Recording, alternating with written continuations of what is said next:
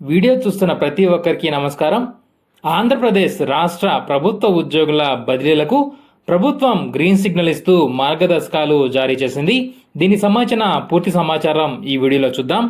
ఆంధ్రప్రదేశ్ రాష్ట్ర ప్రభుత్వం 15 శాఖల్లో ఉద్యోగుల సాధారణ బదిలీలకు పచ్చజెండా ఊపింది. బదిలీలపై ప్రస్తుతం ఉన్న నిషేధాన్ని ఆగస్టు 19 నుంచి 31 వరకు ఎత్తివేసింది. ఎక్సైజ్ శాఖలో మాత్రం సెప్టెంబర్ 5 నుంచి 15 వరకు బదిలీలకు వీలు కల్పించింది.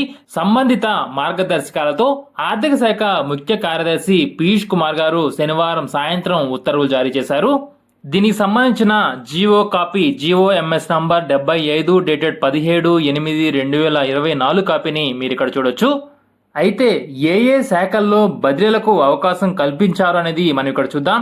1 రెవెన్యూ, 2 పంచాయతీరాజ్ గ్రామీణాభివృద్ధి సెర్ఫ్, 3 పురపాలక పట్టణాభివృద్ధి, 4 గ్రామ వార్డు సచివాలయాలు, 5 పౌర సరఫరాలు, 6 గనులు భూగర్భ వనరులు, 7 దేవాదాయ శాఖ, 8 రవాణా శాఖ, 9 అటవీ పర్యావరణం శాస్త్ర సాంకేతిక రంగాలు, 10 పరిశ్రమలు, 11 ఇంధన శాఖ, 12 స్టాంపులు రిజిస్ట్రేషన్లు, 13 వాణిజ్య పన్నులు, 14 ఎక్సైజ్ డిపార్ట్మెంట్, 15 అన్ని శాఖల్లోని ఇంజనీరింగ్ సిబ్బంది.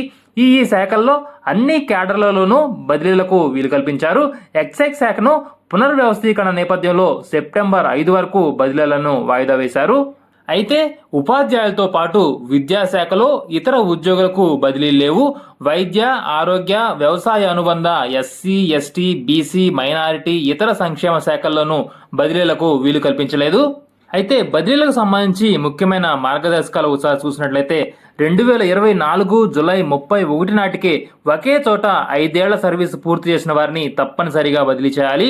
అన్ని క్యాడర్లు పోస్టుల్లో చేసిన సర్వీస్ను పరిగణలోకి తీసుకొని ఎంతకాలం ఒకే ప్రాంతంలో పనిచేశారనేది లెక్కించాలి.